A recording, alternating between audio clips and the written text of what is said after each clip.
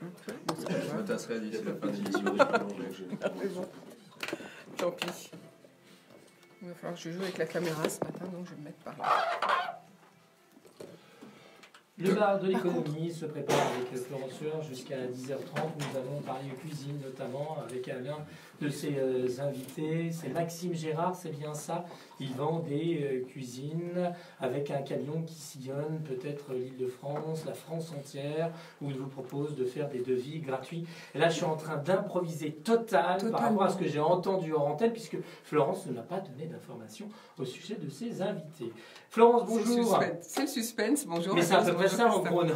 C'est pas à peu près, un peu, oui, bien sûr. sûr. Ah, j'avais raison en fait.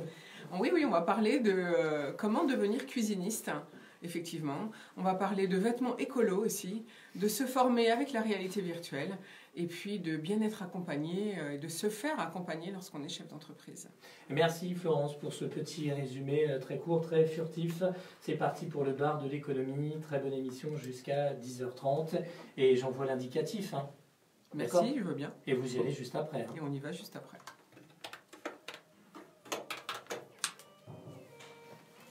Hop, ça va chauffer. C'est très chaud ici, hein. Vous allez voir, vous avez le droit de retirer. On va voir si j'y suis.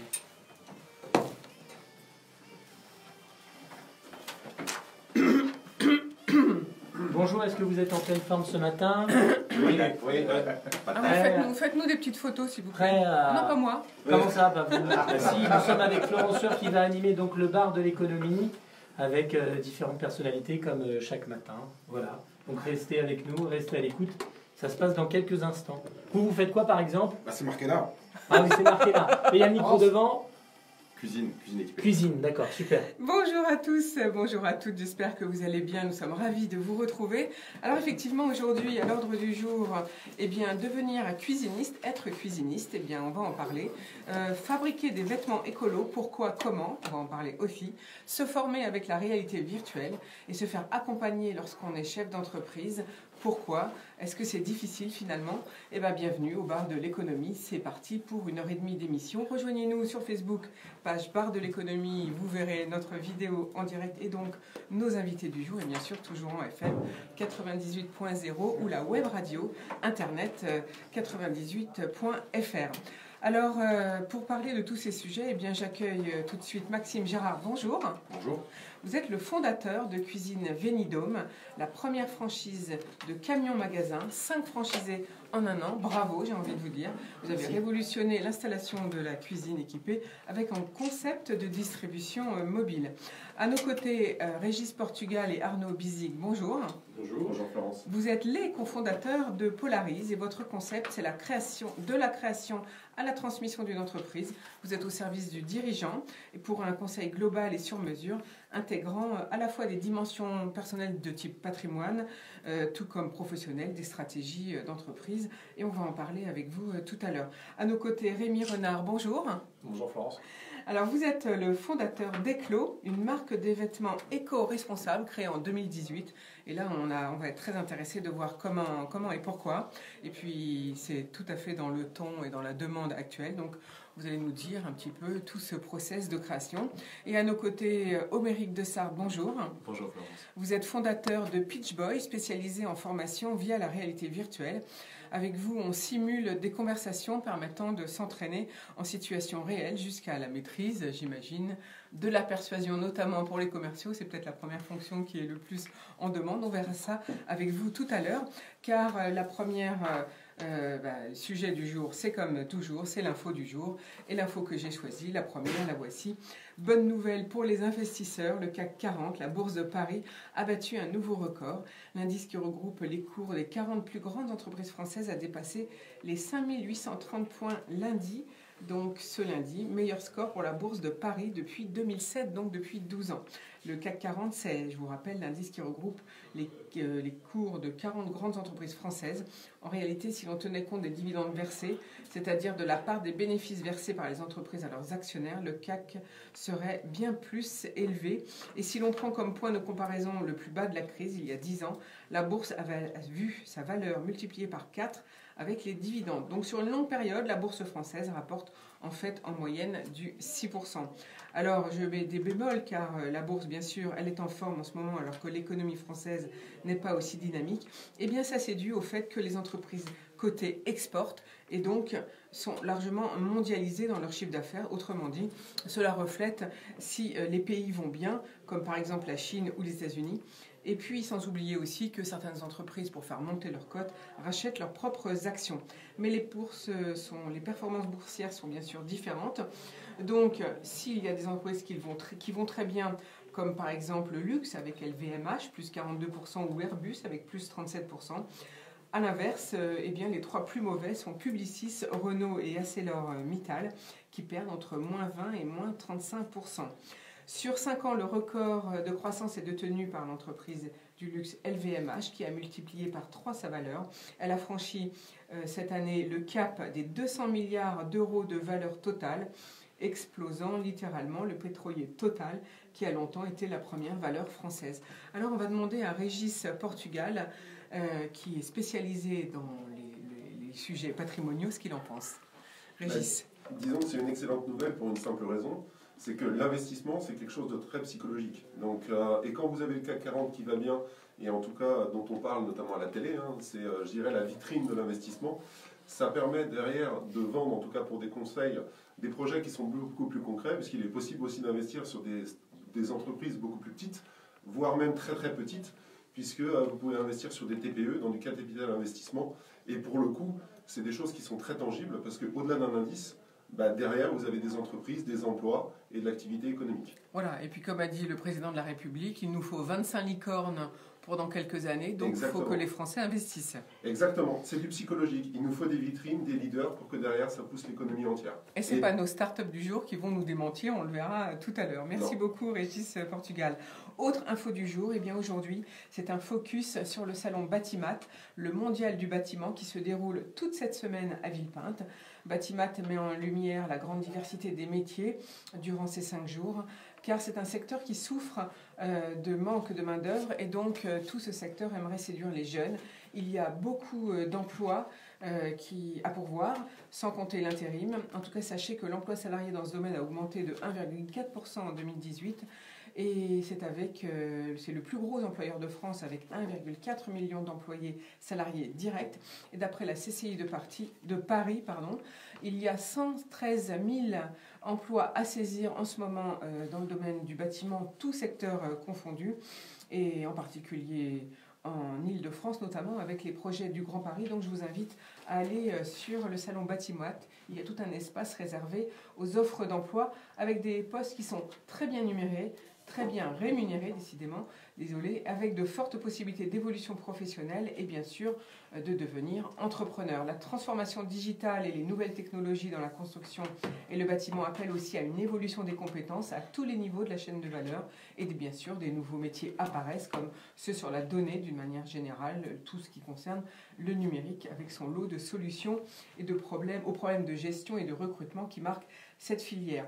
Donc allez-y. Mais en tout cas aujourd'hui sur le salon du Batimat, je voulais vous parler des tendances. Eh bien la tendance au niveau je vais faire un focus sur les fenêtres et les façades avec 4 tendances fortes car un niveau d'exigence, il va y avoir une nouvelle réglementation qui va sortir l'année prochaine. Puisque avec cette prochaine réglementation et la mise en œuvre déjà votée de la loi Elan, tout ceci va faire qu'on veut en France des bâtiments neufs qui devraient devenir ce qu'on appelle des puits de carbone, c'est-à-dire que les structures, le gros œuvre, la toiture, les fenêtres, l'aménagement intérieur doivent complètement modifier les constructions dans les 18 mois qui vont arriver, enfin à partir donc dans 1 an et demi en fait.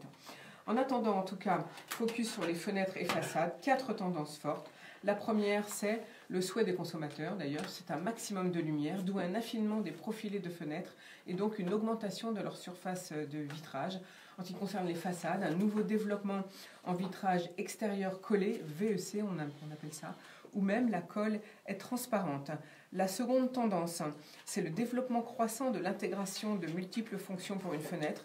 Et là, on aperçoit des nouveautés arrivant comme le contrôle solaire, les protections solaires, la ventilation, un éclairage architectural à base de LED, pour les façades, compris tout ça dans les produits qu'on peut vous proposer. Les constructeurs développent simultanément des nouvelles solutions associant panneaux photovoltaïques et mini-stockage d'électricité pour rendre fenêtres et façades à la fois multifonctionnelles, autonomes, sans nécessité de raccordement électrique.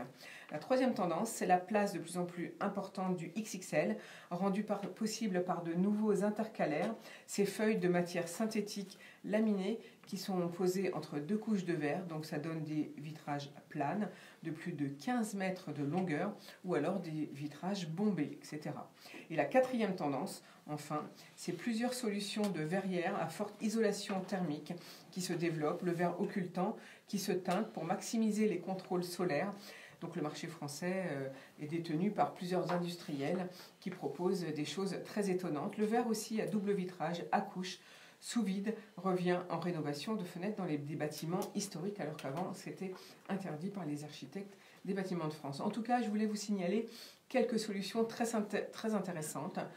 Les profilés multifonctionnels en acier à haute efficacité énergétique, la fenêtre coulissante sans profilet visible, la fenêtre carrément invisible, fine et solide, des fenêtres qui ventilent en assurant une protection acoustique contre les insectes et tout en sécurité bien sûr, la façade qui transforme le vent, la pluie et le bruit en source d'énergie, la fenêtre qui réduit le bruit tout en ventilant et en protégeant contre les moustiques, mais aussi pour contrôler la distance, la température et la qualité de l'air.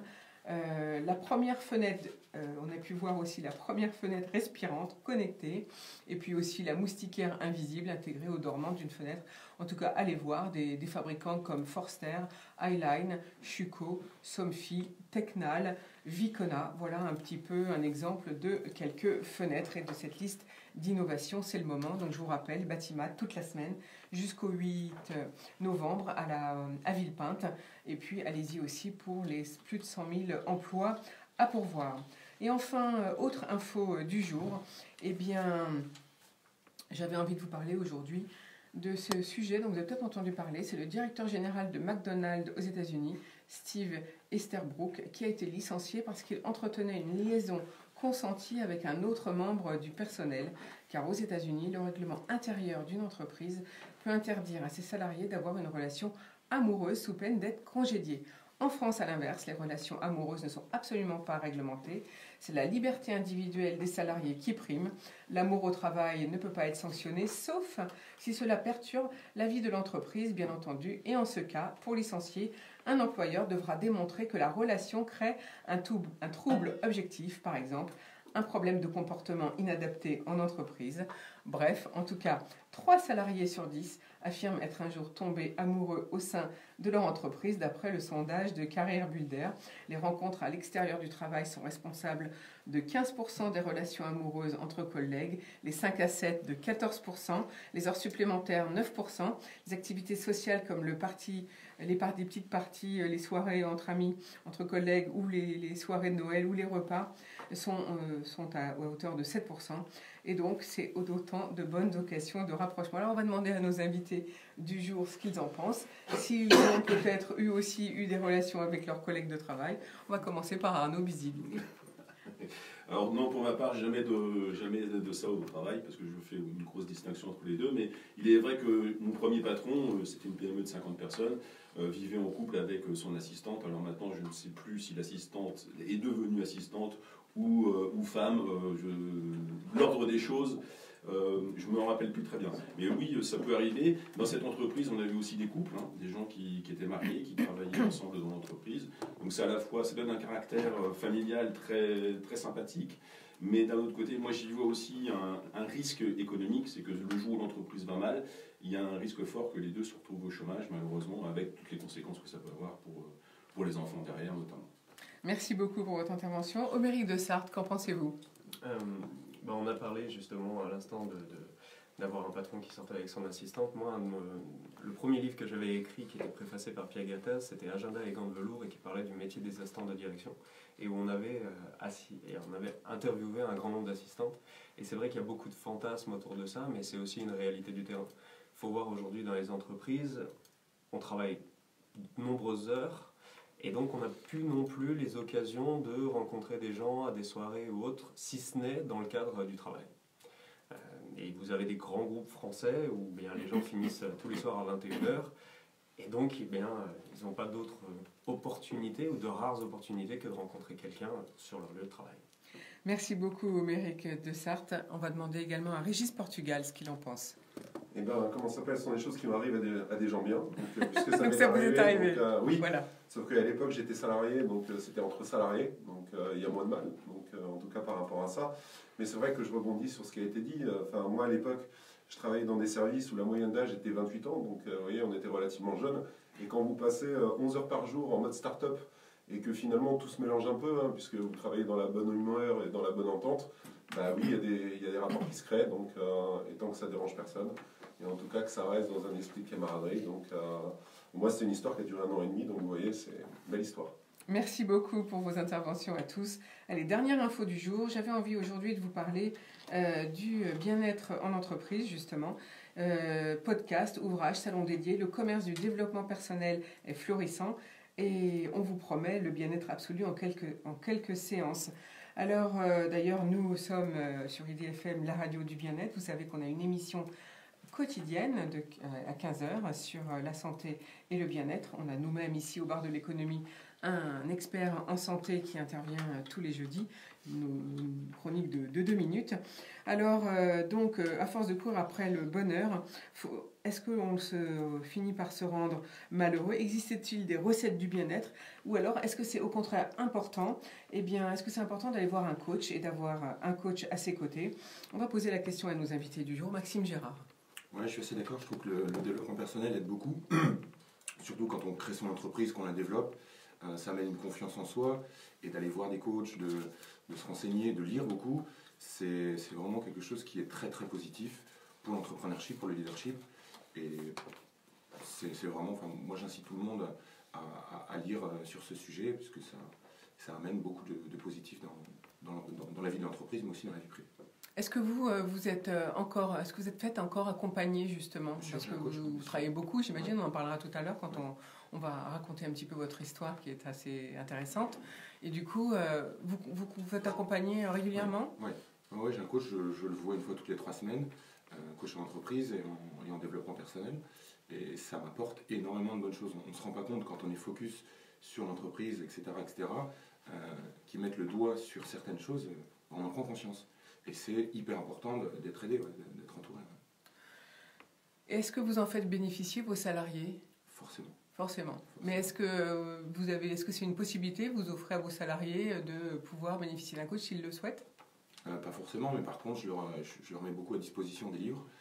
Même mes franchisés, durant leur formation, on parle du développement personnel, on parle justement de la pensée positive. Bill Coué, tout le monde le connaît. Tous les jours et à tout point de vue, je vais de mieux en mieux. Et forcément, oui, ça permet à tout le monde de se sentir mieux. On en parlera tout à l'heure. On va poser la question également à Oméric de Sarthe, d'autant que vous, Oméric, vous avez vécu en Chine. Alors, comment s'est perçue cette idée du développement personnel, du service en Chine, par exemple? Alors, mon premier métier, justement, en Chine, je travaillais pour un cabinet de conseil en ressources humaines et je devais vendre, entre autres, du coaching. Les Chinois, culturellement, ont du mal à payer pour du service parce que c'est quelque chose qui n'est pas directement tangible. Et donc, ce qu'on voyait énormément, c'est que les personnes qui souscrivaient à ce service-là étaient surtout des personnes qui, au niveau de la pyramide de Maslow, on va dire, avaient outrepassé le besoin alimentaire et cherchaient à se développer personnellement. Après, moi-même, j'ai un coach, enfin une coach même, j'ai des mentors et j'ai un comité de direction qui me permet aussi d'avoir des œillères, d'ouvrir un petit peu les chakras. Et c'est vrai que c'est important, vu qu'on est tous les jours dans le flux de l'action, d'avoir un à plusieurs regards extérieurs, avec en plus une méthodologie et un savoir-faire pour nous permettre de nous poser les bonnes questions. C'était de mémoire le président Lincoln qui avait ce qu'on appelait le conseiller en chaussons. C'était une personne qui vivait à la campagne et les Secret Services, enfin les services secrets américains allaient le chercher. Et il le mettait face au président et lui il était toujours avec ses chaussons parce qu'il n'a pas eu le temps de mettre ses chaussures. Et il servait en fait de miroir au président qui lui parlait. En fait, le secret, c'est que cette personne était sourde. Donc maintenant, il y a des méthodologies qui se sont développées, il y a des coachs certifiés, et c'est vrai que ça apporte énormément au quotidien. En fait, ça permet de prendre du recul par rapport au quotidien où vous êtes tout le temps peut-être stressé, pris par le temps, et ça permet de se poser. Sans même évoquer la notion de stress ou autre, je pense qu'on est notre pire ennemi, en même temps qu'on est notre pire ami. Mais on a aussi des humeurs, des tempéraments, des situations. On reçoit et on n'interprète pas les choses de la même manière en fonction de l'environnement dans lequel on est et le moment dans lequel on est. Et donc le fait d'avoir une personne qui est disponible à un coup de fil, eh bien ça permet de faire le recul nécessaire. Merci à tous pour vos commentaires. Allez, je vous propose, c'est la fin des infos, je vous propose une jolie pause musicale. Bébé Rexa. Ok. C'est le nom de la chanson? Non, c'est la chanteuse et le titre, je sais pas. Le titre. You Can Stop the Girl. You can ou you can't? You can't You can't. stop the girl. Ouais, j'ai dit quoi, moi? Non, t'as dit ça. Non, c'est bien. Par contre, pour les musiques que j'ai mis aujourd'hui, il y en a peut-être certaines, l'intro est trop longue, il faudra peut-être que tu... Ouais, bah, bien sûr. Merci beaucoup. On est tranquille, nous tous les deux, au travail, ça risque pas. Hein. Avec notre caractère. Bah, pourquoi? Non, mais moi, je vais vous demander, pose pas la question. Qu'est-ce qu'il dit encore? Il faut vous séparer? Mais non, on peut tout faire. Alors parlez bien devant vos micros parce que la pointe est en haut. Sinon, mettez vos casques quand vous parlez, comme ça vous entendez quand vous parlez à côté. Voilà. Tu as besoin de tout ça pour faire de la radio, toi? Oui, mais de la musique. Non.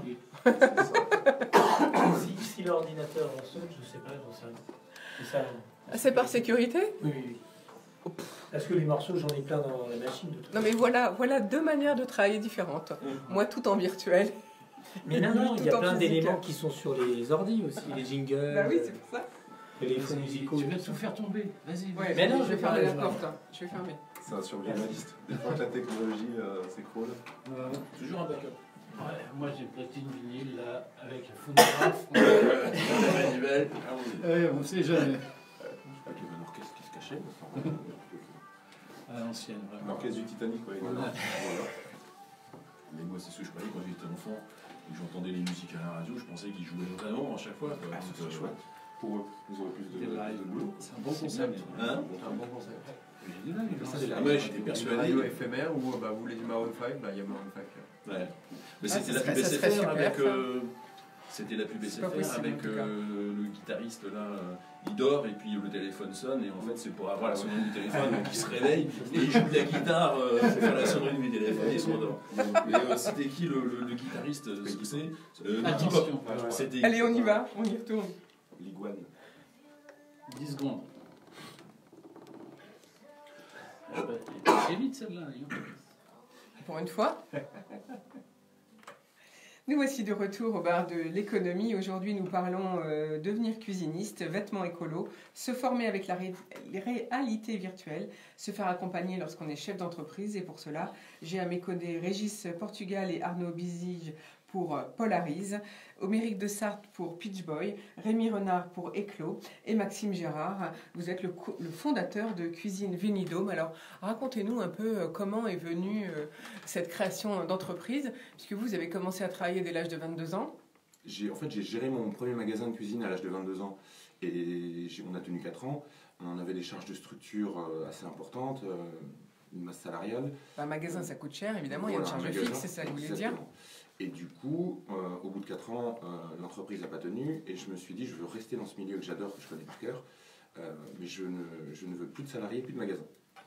Et du coup, je me suis dit, il faut quand même que j'aille proposer, montrer la qualité des produits. Et j'ai développé un concept de showroom dans un véhicule utilitaire. En fait, j'ai aménagé intégralement un véhicule utilitaire. Donc en 2016, vous aménagez un véhicule utilitaire. En 2011. Oui, j'ai créé en 2011. Et fort du succès, ça a tout de suite très très bien marché. J'ai décidé de développer le concept en franchise. Alors attendez, racontez-nous donc déjà ce premier camion. Vous allez sur quelle surface géographique? Vous visez quelle région? Alors moi localement, puisque depuis 2011, le pilote, qu'on appelle le pilote, c'est la première unité franchisée, sur Périgueux, se déplace sur Périgueux. C'est une zone de chalandise qui me suffit largement. et je vais directement au domicile des clients. Venidom, ça signifie venir à domicile. Donc les cuisines Venidom viennent à domicile. Oui. En 2011, vous faites la zone de Périgueux. C'est ça. Pendant combien de temps vous restez à travailler tout seul? Tout seul, sans salarié, j'ai tenu 4 ans. 4 ans quand même. J'ai tenu 4 ans, j'avais des sous-traitants, des personnes qui m'aidaient. Et quand j'ai développé la franchise, j'ai bien vu que je ne pouvais plus ne plus avoir de salariés. Et là, je les ai recrutés, puisque quand j'avais la gestion de mon magasin, ce n'était pas moi qui avait recruté les salariés. Du coup, c'était différent, la relation était différente. Et là, j'ai recruté des personnes pour développer le concept, pour m'aider, pour m'aiguiller. Et donc en 2016, la société Venidom France a été créée pour développer le concept en franchise. D'accord, donc vous lancez donc, en fait cette franchise en 2016, et finalement maintenant vous arrivez, c'est vraiment cette année que ça explose on peut dire, C'est ça. puisque vous arrivez avec 5 franchisés cette année, vous avez même eu un trophée au salon de la franchise. 3 trophées. 3 trophées au salon de la franchise. On était numéro 2 ex aequo aux révélations de la franchise à Franchise Expo Paris. On a reçu un prix de l'innovation avec la Banque Populaire, le prix Stars et Métiers, ainsi que le prix, celui qui m'a fait le plus plaisir clairement, puisqu'on a été reconnu au niveau du SADEC, l'unique salon des professionnels de la cuisine équipée, avec le concept de distribution.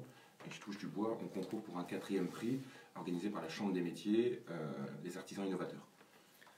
Et donc ça, c'est quand cette décision de trophée? D'ici quelques jours. D'ici quelques jours. Bon, vous êtes venu un peu trop tôt pour qu'on l'annonce, on espère pour vous. C'est gentil, merci. On vous le souhaite en tout cas. Alors, comment ça s'est fait, ce souhait de vous franchiser finalement? Eh bien justement, on en parlait tout à l'heure par le développement personnel. L'idée était de créer vraiment quelque chose qui serait bénéfique, positif pour tout le monde. J'ai réfléchi le système comme un concept gagnant, gagnant, gagnant. Gagnant pour le particulier puisqu'il a une réelle qualité de service. Le concepteur vient à domicile, il prend les dimensions plutôt que d'être en magasin et qu'ils doivent prendre ces dimensions, etc. etc. Donc le particulier est gagnant là-dessus. Le franchisé est gagnant puisqu'il a un bon concept. Et le franchiseur, moi-même, je suis gagnant aussi. Donc c'est vraiment l'idée, c'est un concept gagnant, gagnant, gagnant. Donc en 2014, je pense à créer ce concept en franchise. Ça m'a pris énormément de temps, d'énergie, d'argent, de sueur et de larmes. Et au bout de quelques années, à force d'y croire, de travailler dur et de persévérer surtout, on a recruté nos premiers franchisés. C'est vrai qu'aujourd'hui, nous sommes 5, répartis dans le sud-ouest. Et on a d'autres candidats qui vont encore intégrer. On pense être 8 à la fin de l'année. Et on vise 20 franchisés pour 2020. Comment vous faites pour la sélection? C'est-à-dire, n'importe qui peut devenir franchisé cuisine Venidom, ou bien il faut quand même un critère, un savoir-faire déjà existant? Il faut déjà avoir monté des cuisines? Savoir-faire, non, on l'acquiert, puisque j'ai travaillé avec un professionnel de la formation. On établit un plan de formation qui fait que, comme il le dit lui-même, d'un béotien, quelqu'un qui ne connaît pas du tout le milieu de la cuisine équipée, peut être formé et devenir concepteur-vendeur de cuisine. Par exemple, mon franchisé de Bordeaux était pâtissier pendant 12 ans, il était pâtissier au Ritz, à Monaco, etc. Et il a dit stop, j'en ai marre des horaires, je veux faire autre chose, je veux une reconversion. On l'a formé pendant 6 semaines au métier de conception, de la vente et de l'installation de la cuisine équipée. Et du coup, il est indépendant. Les seules choses qui, moi, je suis intransigeant là-dessus, c'est sur les valeurs. On a développé les valeurs de l'entreprise qui sont honnêteté, compétence, passion. Et ça m'est arrivé de refuser des candidats qui avaient le capital, qui avaient le savoir-être, qui avaient le savoir-faire, mais pas le savoir-être. Il est hors de question qu'on devienne on peut le dire maintenant, puisque l'entreprise n'existe plus, mais des Vojika, où leur méthode de vente, c'est la cuisine est à 12 000 €, puis 10, puis 6, puis 3, si vous signez aujourd'hui. Ça, c'est interdit chez Venidom.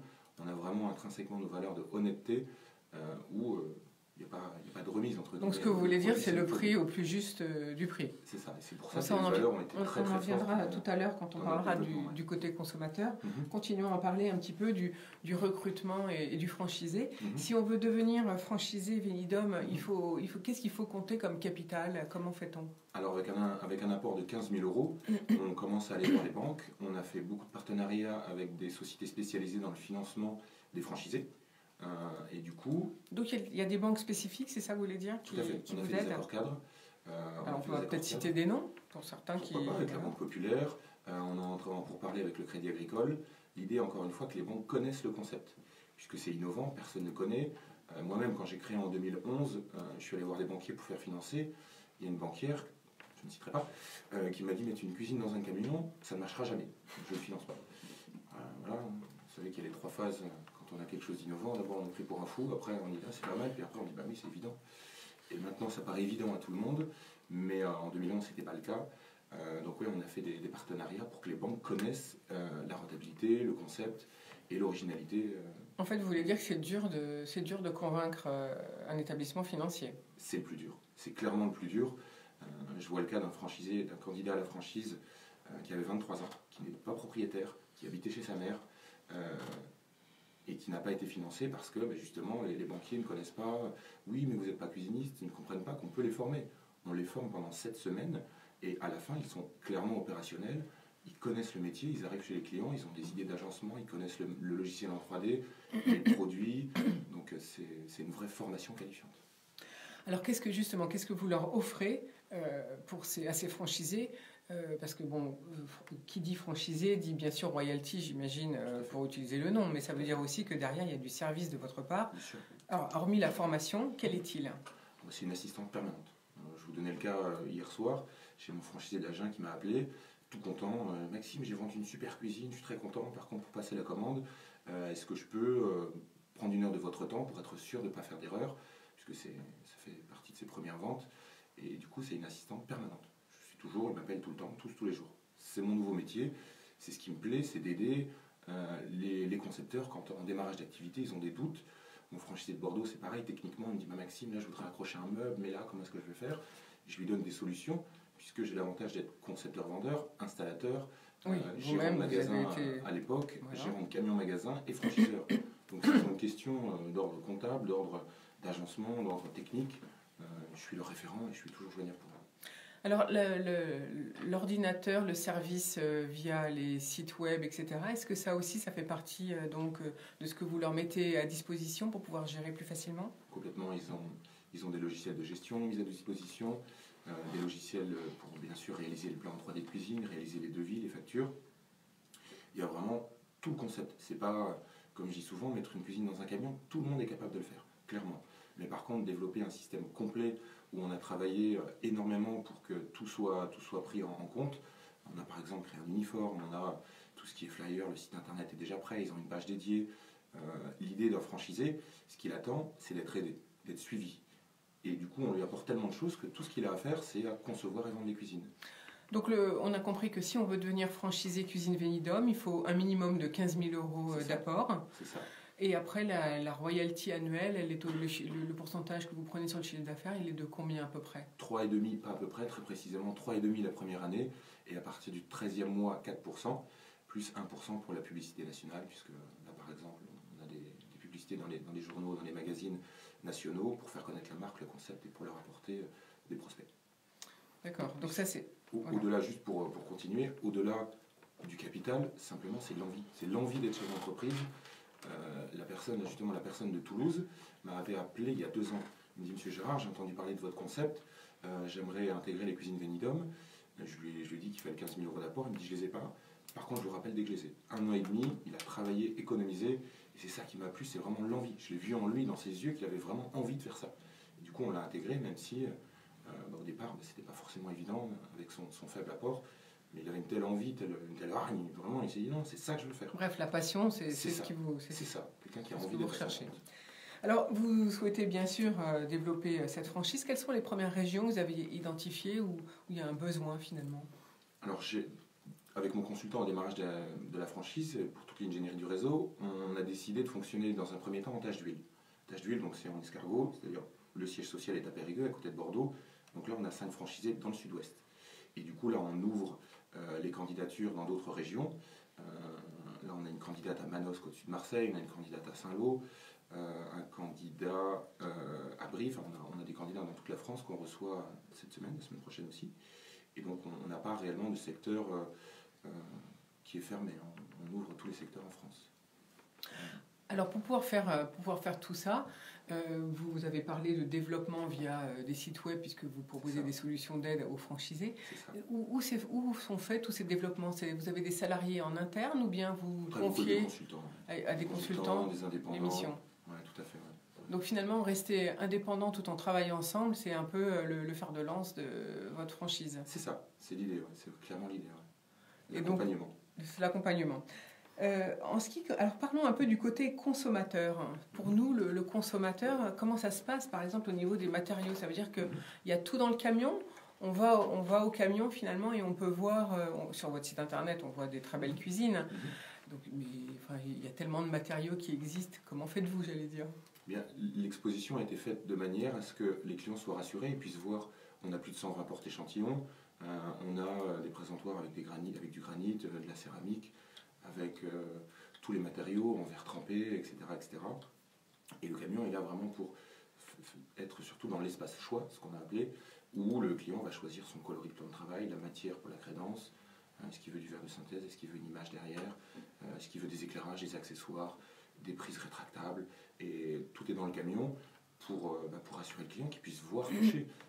Internet, c'est très bien pour faire connaître notre entreprise, mais par contre, on est quand même sur du concret, du palpable.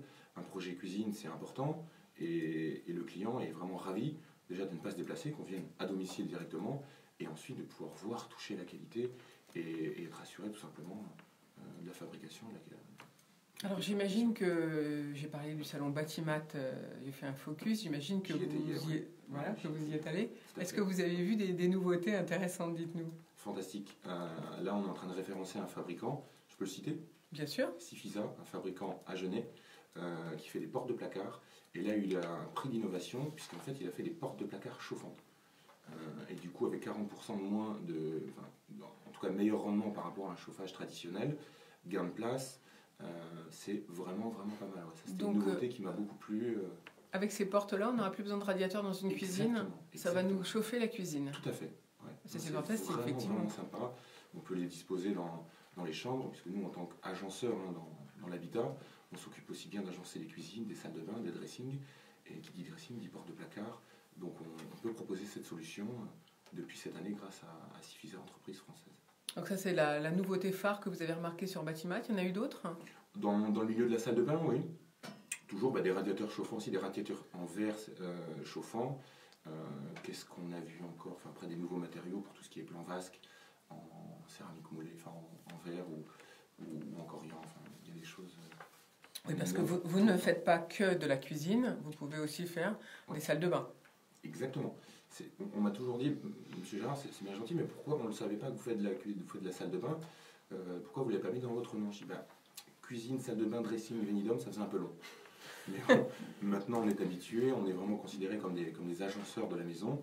Le numéro 1 français, qui a une connotation alsacienne, c'était le précurseur. Au début, c'est que de la cuisine. Il est ensuite intégré sur le bain. Et maintenant, on fait du rangement. On fait aussi tout ce qui est... Des chambres aussi, j'ai vu. Des chambres, tout à fait. Des chambres. On fait de l'agencement de living. On est vraiment spécialisé dans l'habitat. Alors, revenons aux bénéfices pour le consommateur, puisque vous l'avez dit tout à l'heure vous-même, vous avez démarré à l'âge de 22 ans en prenant un magasin et en ayant des charges fixes. Donc, du coup, là, ça allège énormément les charges fixes.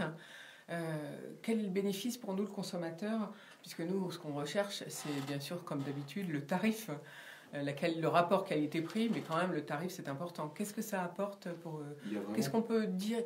À quel début de budget on peut créer sa cuisine, finalement? On a développé 3 gammes, puisqu'on travaille avec des fabricants allemands et italiens. On a développé la gamme exclusive, des cuisines au-delà de 15 000 €.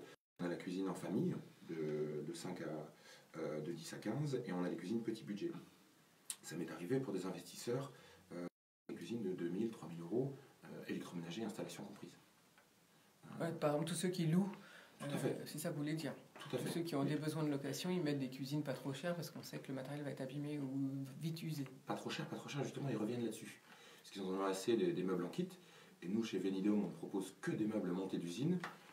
Et du coup, beaucoup, justement, reviennent à cet adage de c'est pour des meubles chers.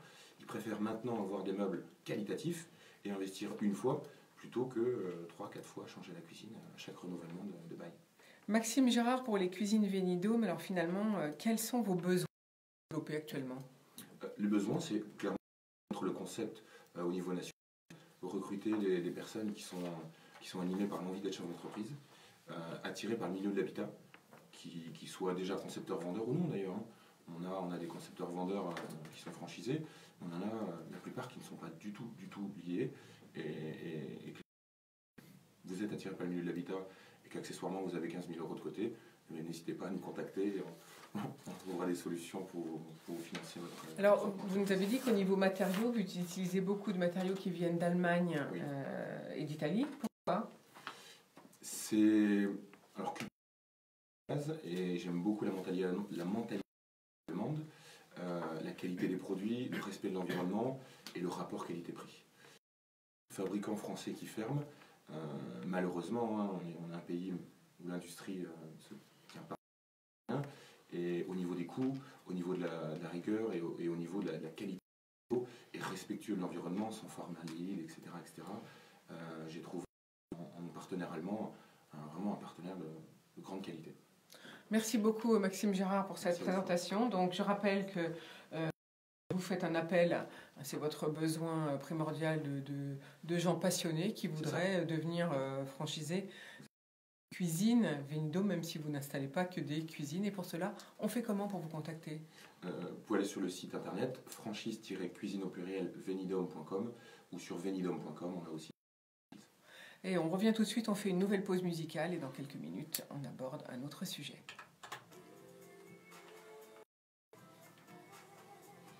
Est-ce que vous voulez dire autre chose? On dit beaucoup de choses là. Très bien.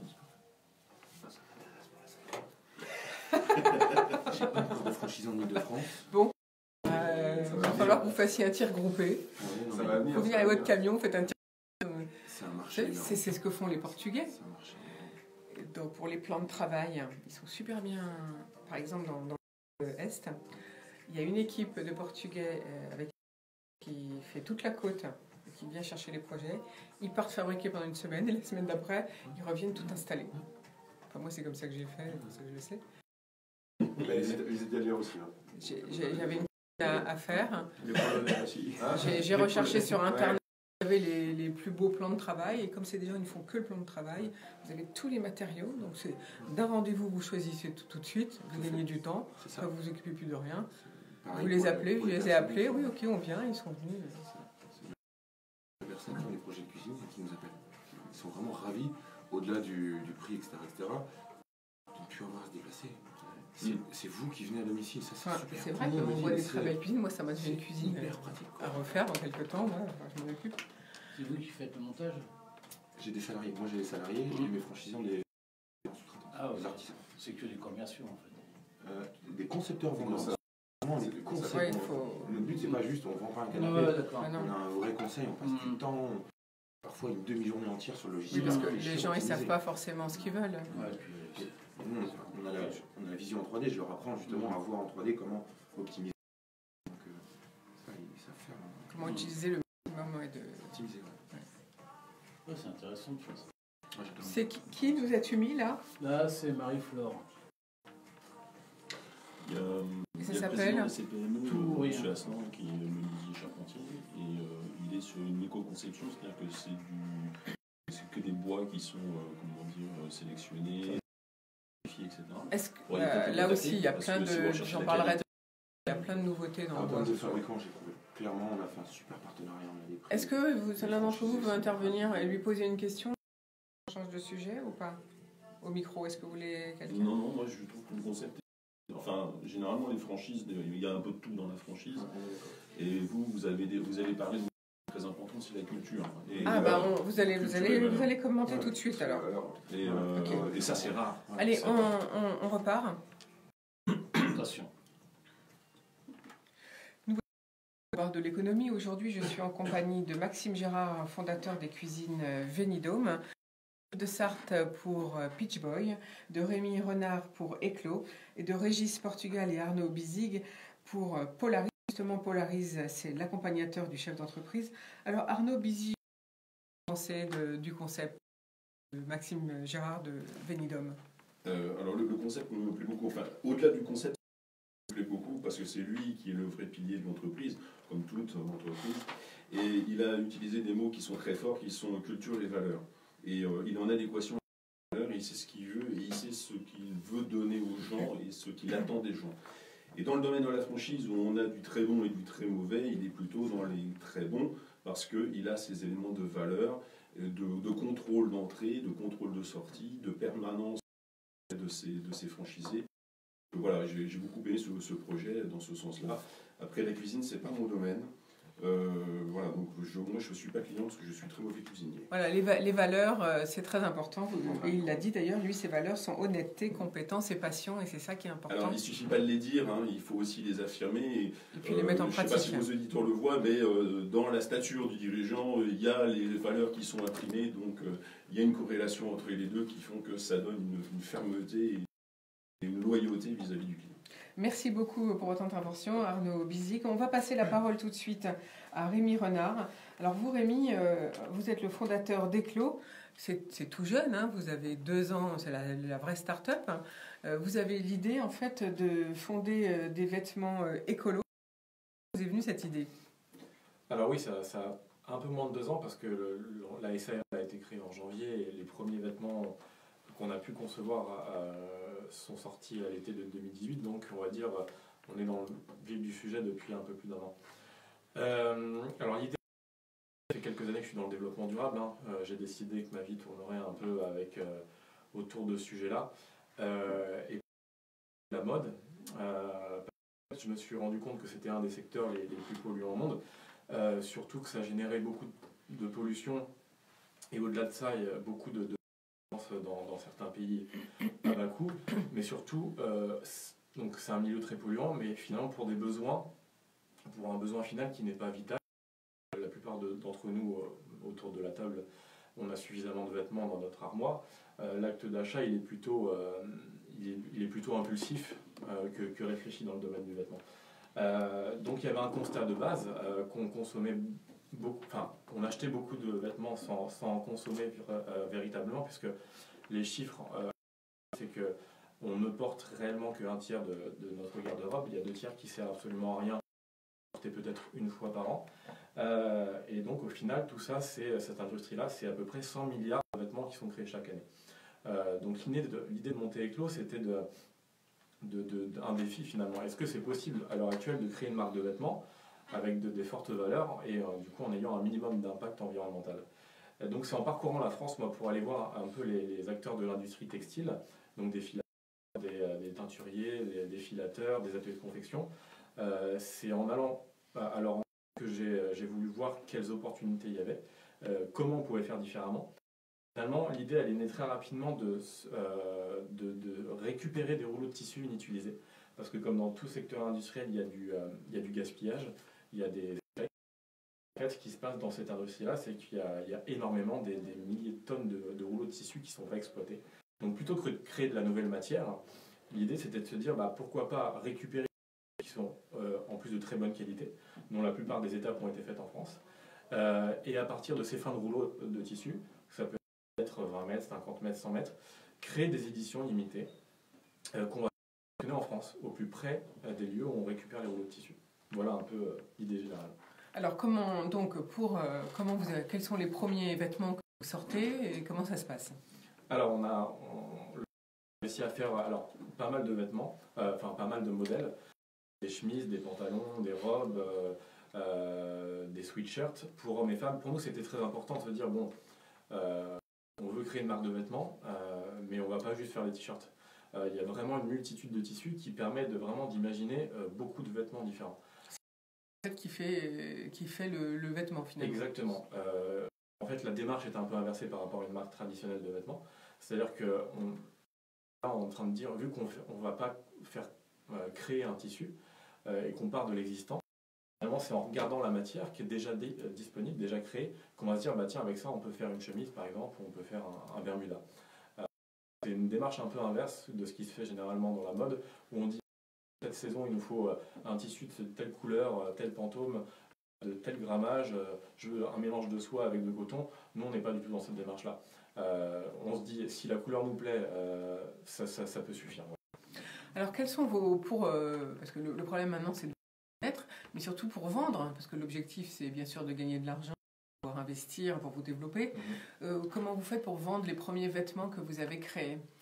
Alors, nous, on a créé très rapidement un site internet pour expliquer notre démarche et surtout pour permettre aux gens d'acheter les vêtements. Parce qu'à l'heure actuelle, alors c'est difficile, ça fait partie des objectifs d'avoir une boutique, un local commercial dans les prochains mois, en 2020. ça serait plutôt pas mal. Donc ouais, on a une boutique en ligne qui marche plutôt bien, mais vraiment se concentrer sur Internet, c'est un risque, et il faut, sur ce milieu-là où... oui, où le consommateur il a envie il a de envie voir, toucher, bien il a sûr, envie et puis d'essayer, d'essayer aussi. et même si le vêtement, il a besoin de se regarder dans la glace et de se dire est-ce que ça me va finalement, parce que je l'ai vu porter sur un modèle, ça a l'air sympa, mais est-ce que moi, le reflet du miroir, ça me convient. Alors à l'heure actuelle, chez moi, je suis plutôt content parce qu'on a très peu de retours après commande. Avec la RGPD, on sait que c'est compliqué. Le consommateur, il peut renvoyer un article sans avoir à juger du pourquoi du comment. Donc une charge supplémentaire en fait. Une charge supplémentaire. Pour l'instant, il y a très peu de retours, c'est moins de 10%, donc c'est plutôt une réussite. Il faut être très précis sur la description des vêtements. Mais voilà, c'est quand même pour avoir une visibilité supplémentaire, c'est quand même un objectif d'avoir notre propre boutique, parce que c'est aussi des valeurs de la marque, c'est de proposer un prix juste au consommateur. On a parlé de ça tout à l'heure. Mais alors, le système de boutique éphémère, ça peut être une charge moins lourde. Est-ce que vous y avez pensé? Alors, boutique éphémère, j'en ai déjà fait. Il faut choisir. Il faut bien étudier avant. Je vais peut-être en avoir encore faire l'expérience dans les mois prochains. Mais voilà, il faut, dans le milieu de la mode, il faut être dans une ville, voire une métropole. Surtout dans un lieu où il y a beaucoup de passages. Donc la boutique éphémère, c'est bien, mais le but, c'est vraiment d'avoir une parce que ne serait-ce que pour rediriger les gens qui connaissent la marque via Internet, on ne peut pas leur dire, c'est difficile de leur dire on sera juste là. On a tous des horaires de travail différents. Donc être là juste sur une courte période, c'est bien pour se faire connaître dans un quartier. Mais sur le long terme, c'est un peu délicat. Alors vous allez être au salon, il va y avoir un salon Made in France cette semaine, à la fin de la semaine. Là, vous allez y être, j'imagine? C'est la première fois qu'on va y être avec la marque. L'an dernier, c'était un peu trop tôt. Mais oui, c'est du 8 au 11 novembre, c'est un peu plus que les années précédentes.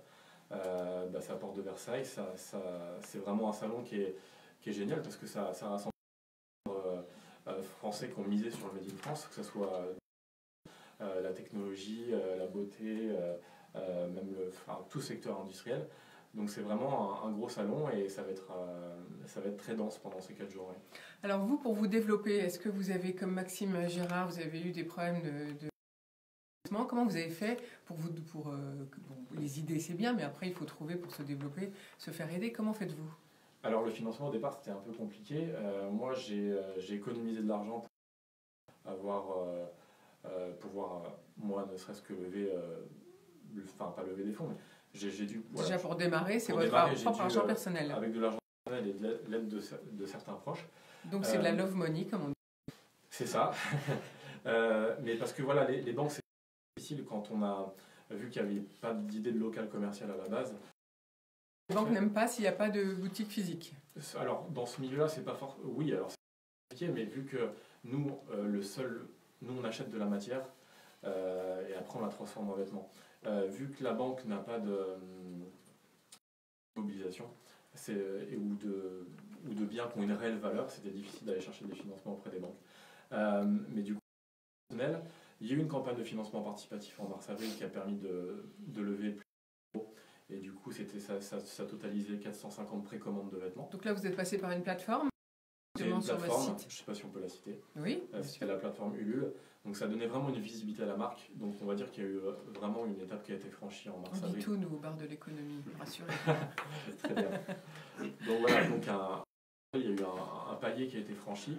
Il y a aussi l'éventualité d'avoir un prix à la fin de l'année, parce qu'il y a le prix de l'innovation en Essonne.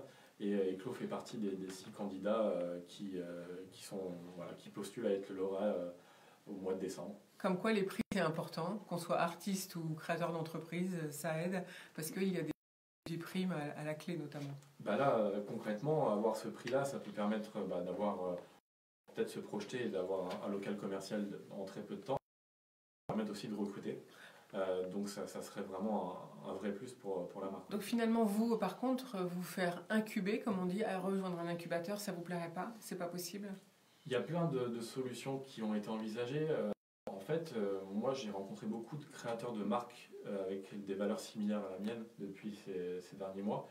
Il y a des idées surtout de s'épauler et pourquoi pas de créer un lieu où on pourrait se rassembler. Voilà, avoir un local commercial partagé à 5 par exemple, avec nos bureaux à l'étage. Moi c'est quelque chose il y a quelques mois. Voilà, moi je suis assez entouré dans ce milieu-là par des gens, par une plateforme aussi qui labellise des marques comme la mienne. Donc de l'aide j'en ai. Après c'est de la visibilité, se faire connaître. C'est un milieu qui est quand même très concurrentiel, même dans la mode éthique et responsable. Il y a beaucoup de choses qui se font. Donc voilà. Alors vous utilisez le mot vêtements désimpactés. Qu'est-ce que ça veut dire? Expliquez. Alors c'est un terme qui a été un peu qui tourne autour du mot impact parce que c'est un secteur industriel où il y a un fort impact. Et l'idée était de dire qu'on voulait que la démarche globale, avant tout, c'était d'avoir un minimum d'impact environnemental. Parce que pour créer un seul t-shirt, ça nécessite 2500 litres d'eau. Parce que voilà, plus de 70% des cours d'eau en Chine sont pollués à cause de ça. Il faut se dire que vraiment, pour tout ce que ça représente, l'industrie textile, c'est quand même un sacré fléau. Juste en quelques chiffres, on parle en agriculture des pesticides. Pour la culture du coton, c'est juste 3% des surfaces, ça représente 3% agricoles à l'échelle mondiale. C'est 25% de tous les pesticides qui sont répandus juste pour cette culture. Donc en termes de proportion, c'est quand même assez énorme.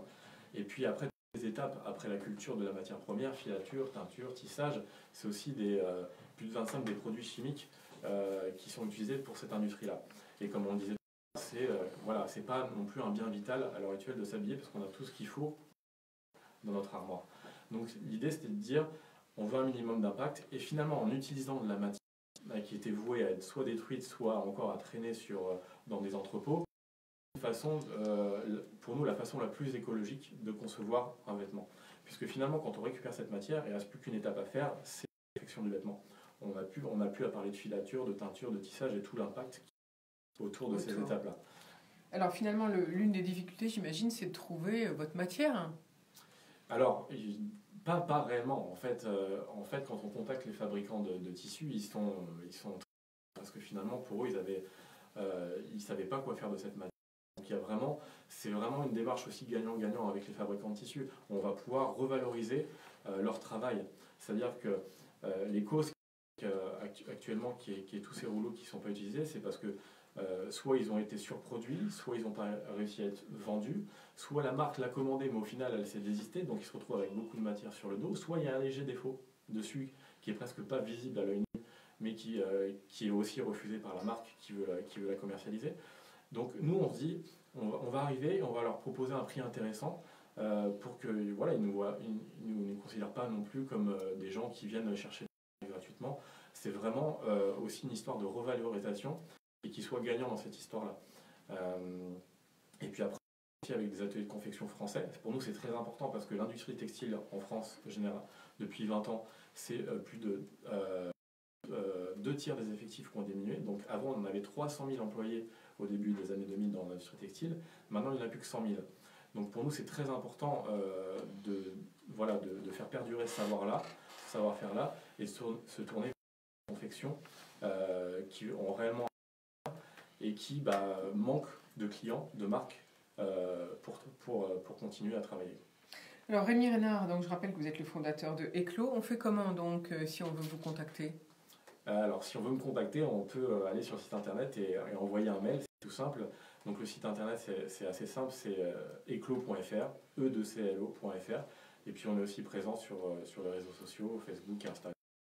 Bientôt, donc la semaine, on peut aller à Versailles, la porte de Versailles à Paris, et on peut vous rencontrer sur le salon Made in France où vous serez. Exactement. Si vous aviez le besoin le plus important pour vous actuellement, quel ? Le besoin actuel, c'est surtout de pouvoir être plus visible, de développer un peu l'image de la marque, de se faire connaître. Et puis voilà, cette étape aussi importante, comme on disait tout à l'heure, c'est d'avoir un local commercial. Voilà, pour être beaucoup plus visible. Est-ce que dans votre chemin de créateur d'entreprise, de jeune créateur, vous avez eu des difficultés quelles étaient les difficultés finalement qui vous a le plus pesé? Il y en a plein en fait. Alors moi, je n'ai pas l'âme d'un entrepreneur à la base. Avant de travailler, enfin avant de lancer la marque, j'étais chargé de mission développement durable pour une petite commune de l'Essonne. Donc je mettais en place des actions au niveau local qui touchent à l'environnement, social, tout ça. Donc vous avez dû apprendre à devenir chef d'entreprise, c'est ça? De A à Z. J'ai un entrepreneur comme certains peuvent l'avoir, peut-être aussi sur de la table. Donc j'ai dû apprendre tout, me mettre dans la peau d'un commercial aussi à certains moments, de connaître aussi un peu tous les aspects de la gestion d'une entreprise. Devenir chef d'orchestre, c'est difficile. C'est difficile, surtout qu'on n'a jamais fait, qu'on n'a pas fait les études. Donc voilà, comme je l'ai dit, c'était un défi à la base, et sans des amis qui m'ont entouré au début de ce projet-là, ça n'aurait pas été possible. Donc, comme on disait, se faire coacher, se faire aider, c'est important, le réseau, c'est important. Oui, alors pas au-delà du coach, je pense que c'est d'être entouré aussi, qui est très important, que ce soit au niveau de son travail, mais aussi sa famille, voilà, ou de ses amis. Aussi en dehors, des gens qui croient au projet. Ouais. Merci beaucoup Rémi Renard. Que pour vous contacter, eh bien c'est eclo.fr. On va poser la question à Portugal qui hoche la tête depuis que vous parlez tout à l'heure, donc je pense qu'il a plein de choses à dire, notamment lui qui s'intéresse au patrimoine. Oui, je rebondis là-dessus. C'est vrai qu'en fait, on n'est pas entrepreneur. Enfin, je veux dire, même si on a des envies d'entreprendre et des envies de faire avancer les choses, c'est pas forcément inné. Donc, le besoin d'avancer, et notamment, ça c'est une partie qui est importante, donc notamment sécuriser sa partie personnelle et en tout cas s'appuyer sur des gens autour de soi, c'est primordial, hein, que ce soit de la famille, des amis. Parce que l'entrepreneur, et on en discutera peut-être tout à l'heure, son premier problème, c'est qu'il est un peu seul et parfois il a du mal à parler de ses problématiques parce que quand on est entouré et qu'en plus on n'a pas la chance de vivre dans une famille d'entrepreneurs, bah, les gens nous regardent un peu comme des extraterrestres. Alors que finalement on est des gens normaux qui ont des vocations de développer de l'activité. Donc, et bravo en tout cas pour le projet donc, éco-responsable, parce que ça c'est en tout cas des choses qui me touchent à titre personnel. Merci. Vous avez une démarche artistique en fait, vous avez la matière. Donc, merci beaucoup Régis Portugal pour ce commentaire. À nos côtés, un autre start-upper, c'est Oméric de Sarthe. Alors, Oméric, vous êtes fondateur de la marque Pitch Boy. Donc, vous, c'est l'information grâce à la réalité virtuelle. Expliquez-nous un peu comment vous avez eu l'idée de fonder cette jeune entreprise, puisqu'elle de janvier 2019, et vous êtes parti tout seul et vous êtes déjà bientôt 15. Alors on est parti, on était 3 et aujourd'hui on est effectivement 15. L'aventure de Pitch, elle est partie dans un premier temps d'un constat et des compétences qu'on avait respectivement. Le constat, il était très simple, c'est que les centres de formation en groupe mettent en place des parcours pédagogiques qui sont extrêmement qualitatifs, très précis. Et par contre, ils ont des difficultés à créer l'adhésion de la part des apprenants, donc des collaborateurs. Et pour une raison très simple, c'est que quand on demande à une personne au cours de sa journée d'aller s'isoler dans une salle et d'écouter une personne parler quand on fait de la formation présentielle, ou alors de prendre du temps pour suivre un outil digital, que ce soit un MOOC ou tous les autres outils digitaux, eh bien ça ne crée pas l'adhésion et c'est plus vu comme une contrainte et comme une obligation de l'entreprise. Et après, donc, les compétences qu'on avait nous développées en interne, eh bien on a d'un côté entrepreneuriat, des gens passionnés par l'entrepreneuriat, des gens qui sont des développeurs, qui sont intéressés à 2 sujets en particulier, donc effectivement la réalité virtuelle, pour recréer un univers vraiment immersif. Si je prends l'exemple d'un de nos clients qui est Bouygues Télécom, quand les collaborateurs se mettent en situation, ce qu'ils voient, c'est une boutique qui a été filmée avec de la vidéo à 360 degrés. Donc, on a filmé une boutique. Et après, l'apprenant voit face à lui un client avec lequel il va avoir une discussion, comme dans la vraie vie. Et cette discussion-là, eh bien, on l'analyse avec une technologie qui s'appelle la compréhension du langage naturel, ou NLU, pour Natural Language Understanding.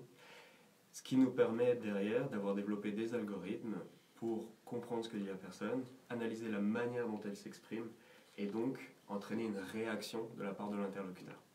Donc à la base, finalement, on part quand même de la réalité. Donc pour chaque client, vous plongez dans sa propre réalité au départ. Il faut en revenir, j'allais dire. Tout à fait. On part du pour support faire de la réalité. Voilà. Ouais, on part du support, des supports qui sont utilisés, où se trouve en fait toute l'expertise pédagogique et tout le besoin de l'entreprise. Et on va également faire des interviews de terrain de la part des collaborateurs qui, eux, vivent la réalité. Et on va retranscrire ça dans l'équivalent d'un jeu de rôle qui sera par contre complètement automatisé et permettant à la fois d'être autonome dans leur apprentissage, d'avoir un droit à l'erreur, de recommencer autant de fois qu'ils le souhaitent, de progresser à leur rythme et de ne pas avoir besoin de surjouer parce qu'ils n'ont pas la peur du regard de l'autre. C'est-à-dire que là, ils peuvent le faire tout seuls, même de chez eux, c'est ça que vous voulez dire, c'est ça l'intérêt avec votre solution. On peut le faire n'importe où et on n'est pas obligé d'être entrecollés.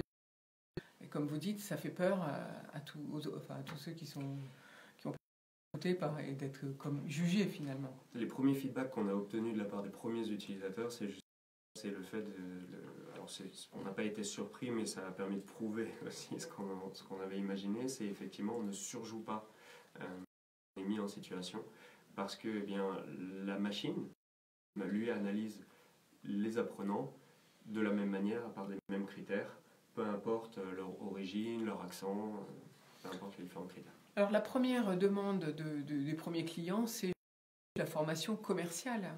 Ou est-ce qu'il y a d'autres à venir?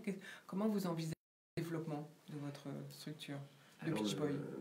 On s'est appelé Pitch Boy justement parce qu'on considère aussi que toute la vie, dès lors qu'on ouvre la bouche, c'est parce qu'on est en train de faire un pitch, on est là pour convaincre. C'est le mot à la mode, le pitch, il faut parler vite, synthétiquement, voilà, c'est ça que vous voulez dire. Précis. Tout en laissant la personne rester naturelle, qui il est, avec ses qualités, ses défauts, ses types de langage, on va pouvoir s'assurer qu'il maîtrise bien l'argumentaire. Et donc les verticales sur lesquelles on crée aujourd'hui les scénarios, le développement commercial, tout ce qui est autour de la relation client, qui est un vrai enjeu, tout ce qui est le management, comment on s'adresse mieux en tant que manager avec mes collaborateurs, tout ce qui est parce que les entreprises ont du mal aujourd'hui à se projeter sur l'attitude qu'aura un candidat en situation réelle. Et là, c'est par exemple Sixt qui va déployer ça dans les phases de recrutement. Et une dernière verticale, qui est un sujet qui nous tient beaucoup à cœur, on parlait de tout ce qui était les valeurs de l'entreprise. On a pris un pari qui est de travailler avec une association qui s'appelle Nour et qui lutte contre la radicalisation des jeunes.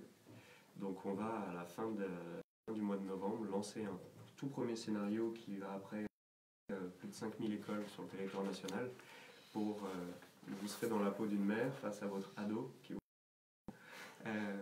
et pour vous sensibiliser en fait à la radicalisation et à rétablir le dialogue.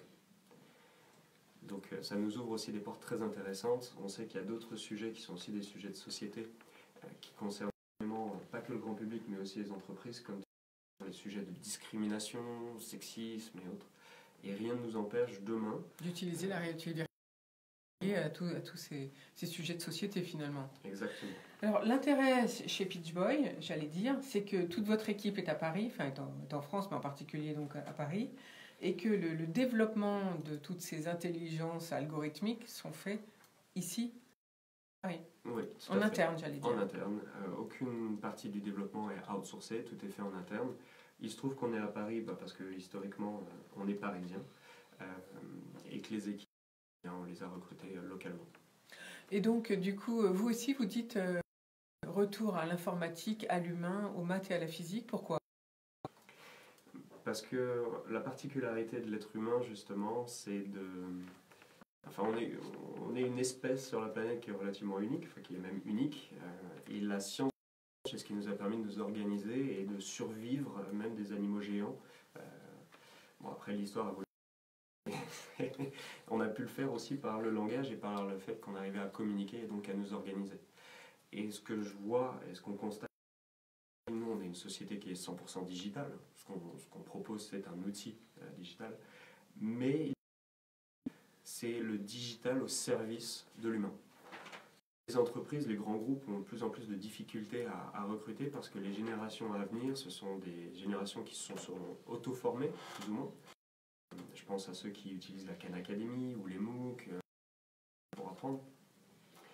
Et donc les entreprises qui interdisent l'accès aux réseaux sociaux, qui interdisent et qui demandent à une personne de se spécialiser sur une verticale bien particulière, ça ne correspond plus avec les attentes de la nouvelle génération qui, eux, sont très curieux d'apprendre, veulent faire beaucoup de choses et dans les startups, on leur dit qu'il va falloir qu'ils soient polyvalents.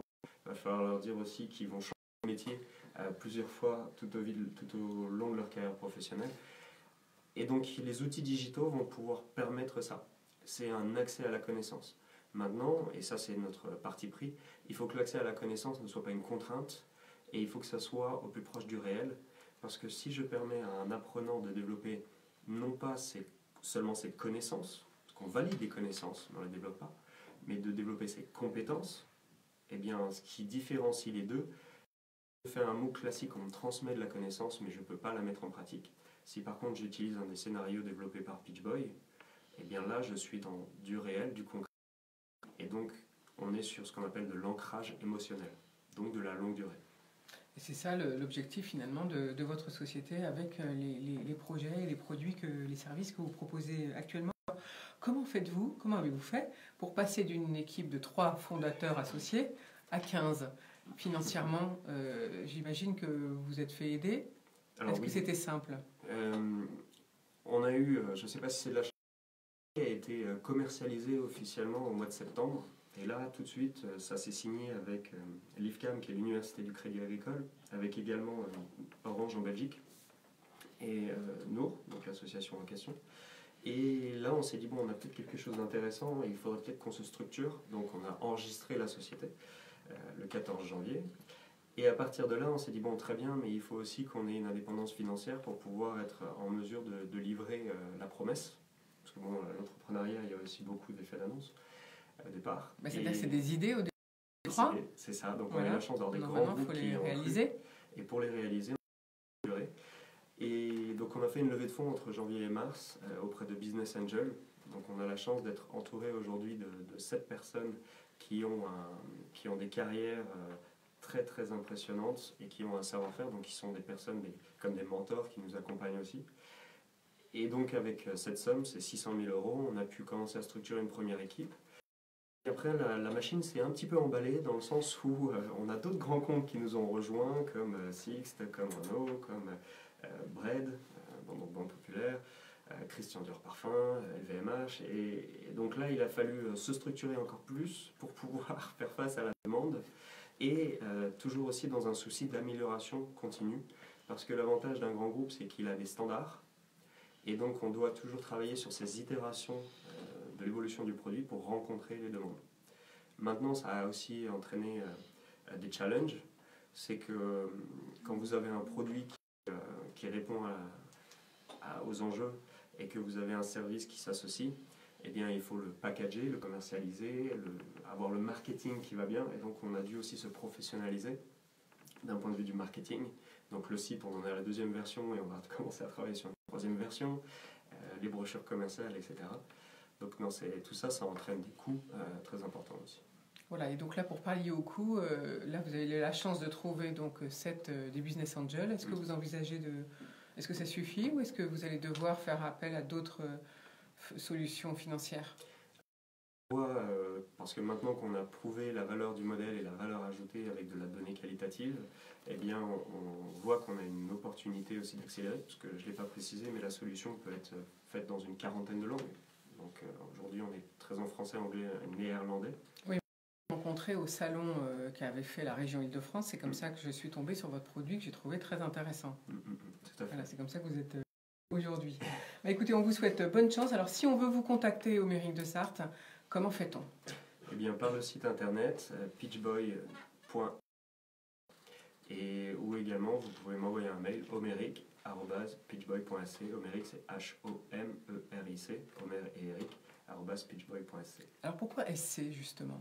Parce qu'on a des difficultés à récupérer le nom de domaine.com et que quand on regarde .co, qui est en tendance, c'est la Colombie, c'est les Seychelles, donc on a racheté tous les noms de domaine qui étaient autour, mais on s'est dit faisons croire qu'on est les Seychelles. Ok, merci beaucoup. Alors ça doit vous interpeller, toutes ces expériences, Régis Portugal et Arnaud Bizy, vous qui faites de l'accompagnement, qui avez finalement, vous êtes associés tous les deux, vous aviez 2 métiers connexes en support aux chefs d'entreprise et vous avez cofondé Polarise. Expliquez-nous un petit peu pourquoi et ce que vous pensez donc de nos intervenants d'aujourd'hui, ce que vous apportez aux chefs d'entreprise. Alors, on a utilisé le terme polarise parce que, en fait, c'est comme un verre polarisant, vous voyez, qui focalise le vaisseau sur une seule et même direction. Et avec Régis, ça fait quelques années qu'on se connaît, on s'est rencontrés dans des réseaux d'entreprise, de se côtoyer, on a trouvé des affinités, une façon de travailler, une communauté d'esprit. Et on s'est dit, mais toi, tu t'occupes du patrimoine du dirigeant, moi je m'occupe de son entreprise. Et le lien entre les deux est évident, et pour l'instant, il n'est jamais fait. C'est-à-dire qu'il parle à un gestionnaire de patrimoine, il parle éventuellement à un conseil, mais les deux ne se parlent pas, et ce qu'il dit à l'un peut avoir des conséquences sur l'autre, et sans rebondissement. Donc on est parti de ce constat. Ce qu'on fait aujourd'hui, c'est que quand il intervient chez un dirigeant d'entreprise pour son patrimoine, on intègre forcément l'entreprise qui va avec, et ça fait un effet de levier qui est beaucoup plus fort. Donc voilà pourquoi polarise, parce qu'on fait tout dans le même sens, avec cet effet bénéfique pour le dirigeant d'entreprise. Alors on parle bien du dirigeant d'entreprise, c'est lui le patron, hein, le propriétaire. Parce qu'on est snob, c'est simplement parce que comme c'est lui qui a à la fois l'esprit et les sous, c'est lui qui va prendre vraiment les décisions. Voilà, hein, c'est juste pour ça. J'ai beaucoup aimé les trois présentations qui ont été faites. Là, on a un artiste en fait, puisque quand vous prenez le matériel au départ, vous ne savez pas ce que vous allez en faire. Donc vous êtes un peu dans une démarche artistique, de dire ben voilà, j'ai un sujet, comment je peux le transformer. Et ça, c'est intéressant et c'est très novateur dans le sens où à l'encontre de ce qui est construit habituellement, plus la démarche environnementale de récupération. Et puis moi je vous conseillerais de faire un partenariat pour ça avec éventuellement même des concurrents, puisque c'est notre sujet. Et puis j'aime beaucoup votre simulateur. Pour moi, vous êtes un simulateur de relations humaines. Il y a Airbus qui vend un avion avec ses simulateurs. Ben vous vendez le simulateur de relations humaines où on peut tout envisager, tout faire. À vous écouter, c'est bon, j'étais dedans. Je me voyais très très bien à le faire. Vous apportez quelque chose en plus. J'aurais été à une époque, parce que je suis assez timide, le test de la caméra, allez-y, parlez devant la caméra et devant des gens et on va vous décortiquer. Il n'y a rien de plus traumatisant, donc ça aurait été bien à l'époque si je vous avais rencontré, parce que le faire dans mon coin, prendre et puis ensuite éventuellement le faire devant des gens, ça aurait été très sympa. Oui, ça fait... Je me rappelle les bancs d'école où le prof ou la maîtresse nous disait la plus mauvaise copie, c'est un tel. Alors, je suis un petit peu méchant parce que je donne des cours dans les universités et je fais intervenir mes étudiants devant les autres soixantaine, systématiquement, parce que le pitch, on en a parlé, c'est très important, ça fait partie de la culture aujourd'hui qu'il faut les habituer. Donc je les fais passer devant les gens, bienveillants évidemment, mais voilà. Mais voilà, j'aime beaucoup votre simulateur humaine, et il y a beaucoup de solutions là-dessus. Alors justement, quelle est la demande ou quelles sont les difficultés ou les manques au niveau des chefs d'entreprise voilà. Est-ce que c'est si facile que ça de convaincre au niveau du service? Est-ce que c'est si facile que ça de convaincre un chef d'entreprise de faire appel à vos conseils? Eh bien, on est un petit peu comme les Chinois, comme vous le disiez tout à l'heure, hors antenne. On est un peu avec les Chinois, c'est-à-dire qu'on n'achète pas de l'immatériel. On a du mal, nous les Français, à acheter de l'immatériel. Tout le monde a un petit peu de mal à acheter ce qui n'existe pas et ce qui est conceptuel. C'est pas normal. Donc nous, on vend de la stratégie, c'est-à-dire c'est de la vision à 10 ans, mais c'est le quotidien qui vous rattrape en permanence. Hein. Et j'ai une chose, je fais une schématique de la vie du dirigeant d'entreprise, son quotidien. Vous avez la stratégie qui représente très peu, la gestion d'entreprise qui représente très peu, la gestion qui représente très peu, puis vous avez une grosse boule qui s'appelle les petits qui pourrissent la vie. C'est la machine à café qui ne marche pas quand vous arrivez. Ça, c'est important parce que si la machine à café ne marche pas, moi je ne peux pas travailler. Enfin, tout le monde est de mauvaise humeur. On est omnubilé par ce genre de choses. Je l'ai vécu quand j'étais juriste d'entreprise. La première chose qui m'est tombée dessus, c'était la machine à café, quoi. Et tout le reste, on s'en fout. Hein. Qu'un client ne paye pas, c'est pas grave. Qui ne marche pas, ça, il faut la gérer en priorité. Bon, bref, c'est une critique aux chefs d'entreprise qui se focalise sur les petits détails qui ne servent à rien. C'est pas du tout une critique, c'est qu'il est obligé de gérer ça en priorité. Et puis, chemin faisant, il oublie un petit peu le reste. Donc nous, notre but, c'est un peu de la pédagogie, c'est de le ramener sur des choses à plus long terme pour préparer l'avenir, comme se font nos trois chefs d'entreprise aujourd'hui. Hein. On l'a bien entendu dans le discours, il y a une vision, il y a une projection. Avec l'âge, évidemment, il y en a un petit peu moins. Plus nous dans le traitement de l'urgence aujourd'hui que dans la prévision. Alors quelles sont les urgences parmi vos clients? Qu'est-ce qui est le plus demandé finalement? C'est quand il y a un problème qui s'annonce ou qui est présent. Alors, principalement par la trésorerie, mais la trésorerie, ce n'est qu'un indicateur, en fait. C'est pourquoi la trésorerie ne va pas bien, parce qu'il y a tout un ensemble de choses sur lesquelles il faut... Donc, tous les deux, vous faites la... Vous vous occupez de la stratégie, j'allais dire, Oui. tandis que vous, de l'entreprise, bien sûr, de vos clients, tandis que vous, Régis Portugal, c'est tout le côté patrimonial, donc à la fois personnel et d'entreprise. Comment fait-on? La problématique, c'est qu'un dirigeant, c'est un être schizophrène, puisque un dirigeant donc, qui est aux manettes de son entreprise, mais surtout un actionnaire, puisqu'il en a aussi la responsabilité. Et en fait, il ne s'en rend pas forcément compte. Et l'idée, c'est d'arriver à réconcilier les deux. Et je dirais que pour moi, le besoin primaire du dirigeant, c'est la pyramide de Maslow, c'est la protection. Et la protection patrimoniale et la protection de sa sphère privée, elle est hyper importante, parce que si vous voulez foncer dans le domaine professionnel, il faut que dans le domaine privé, tout fonctionne bien. Donc vous avez besoin d'avoir un conjoint qui soit à vos côtés, que, au niveau de vos enfants, ça se passe. Voilà. Et que votre outil professionnel est protégé. Donc 80% de mon travail, c'est déjà d'assurer cette protection. Et par rapport à ça, je dirais qu'on est un peu des guides de montagne. C'est-à-dire que nous, notre idée, c'est de voir des signaux faibles. C'est assez compliqué de vendre un parapluie quand il fait beau, mais l'idée, c'est ça, c'est de détecter, entre guillemets, le mauvais temps qui gronde. Et en montagne, le mauvais temps peut arriver vite. Et de se dire que ce qui est là, on va en tout cas travailler là-dessus, parce que les signaux forts, tout le monde les voit. Enfin, notre particularité, elle est là, c'est de bien connaître nos clients, détecter les signaux faibles, en tout cas de travailler main dans la main et de se spécialiser. Parce que autant en médecine, opérer le genou, vous n'allez pas vous faire opérer par quelqu'un qui opère le cerveau ou la main. Ben là, c'est la même idée en fait. Et je dirais que notre particularité, c'est de travailler ensemble, de communiquer. Il y a des choses qui restent du secret professionnel.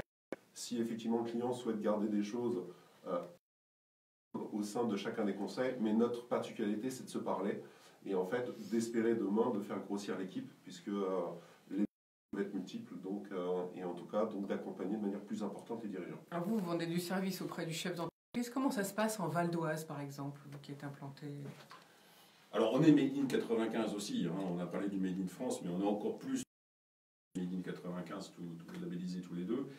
Le Val d'Oise est un très riche, moi j'y suis arrivé il y a 20 ans, c'est un territoire qui est extrêmement riche, diversifié, parce qu'on est, vous sortez de Cergy, vous êtes dans la campagne, mais vous avez beaucoup d'industries, d'entreprises, donc il y a un gros potentiel sur le Val d'Oise, un gros potentiel, et puis il y a des besoins évidemment.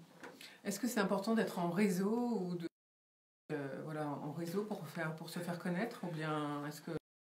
Moi, j'ai été professionnel des réseaux pendant plus de 5 ans. Donc j'en ai monté, animé. Je ne vais pas vous dire le contraire. Aujourd'hui, à la tête d'un réseau qui s'appelle le Pôle des entrepreneurs. On y était hier soir en réunion. Oui, le réseau, ça nous paraît quelque chose de fondamental. Et donc c'est important pour se développer. En Val d'Oise, il y a beaucoup de réseaux d'ailleurs. C'est très réseau le Val d'Oise. Et les réseaux, particularité du Val d'Oise, se coordonnent dans leurs activités, ce qui est un très bon sens. Qu'est-ce qui pourrait, pour le chef d'entreprise, qu'est-ce qui doit détecter finalement le fait d'appel à service? À quel moment? Il ne faut pas attendre, vous avez dit, de plonger en dessous. Comment fait-on? Monsieur le fait très bien, il a un coach. Alors nous, le coach, une action entre coach et conseil. Le coach s'occupe des aspects psychologiques du dirigeant, c'est un métier à part. Nous, on fait le conseil, c'est-à-dire que moi, je suis sur l'organisation de l'entreprise, son fonctionnement mécanique, on va dire. Hein. Donc on a cette dissociation et ce besoin complémentaire. Si on veut vous contacter, donc Régis Portugal et Arnaud Bizige, on fait comment? On a un site